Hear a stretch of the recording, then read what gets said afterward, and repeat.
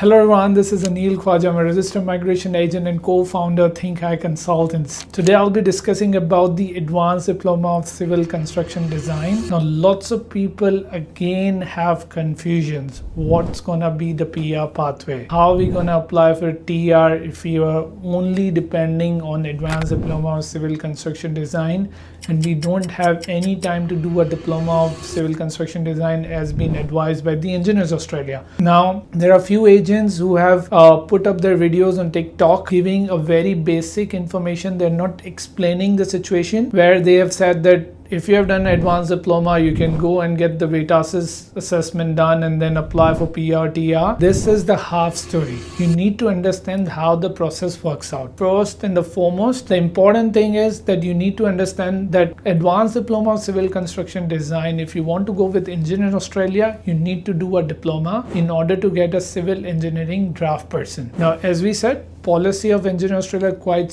straightforward. You need to go to the TDR pathway. You have to have a diploma and advanced diploma of civil construction design, or if you have an engineering background, either a bachelor's or master back home or in Australia. That is the one requirement. But say if you're only doing an advanced diploma and you're on a student visa, now you're stuck that how I'm going to apply for TR. So there is another way to do it. That is that you need to apply to the VETASSESS, because VETASSESS does the provisional skill assessment. That is only to apply for a TR 485. Engineer Australia only gives the full skill assessment. So you cannot go with Engineer Australia for the PSA. So what you need to do is to go with VETASSESS, apply as a civil engineering technician provisional skill assessment. That is also called a qualification assessment. So you get that one, then apply for TR 485 based on your advanced diploma. But again, the story doesn't end here. You need to understand that this is only a provisional skill assessment or a qualification assessment for VETASSESS. In order to get a full skill assessment for VETASSESS, you need to have a 1 year post-study experience, minimum 20 hours per week. That you can do during the TR 485. Or you can do a diploma during that 485 and then apply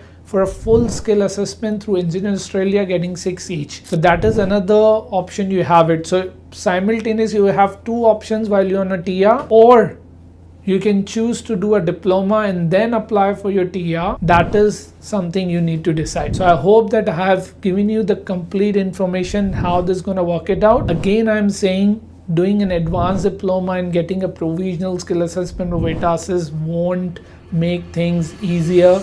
You still need a 1 year full-time experience, and for VETASSESS full-time is considered to be 20 hours per week. So if you do a 20 hours per week for 1 year, then you would able to apply for civil engineering technician full skill assessment to VETASSESS, or you do a diploma along with or after advanced diploma and get your skill assessment through CDR pathway via Engineer Australia. I hope this helps.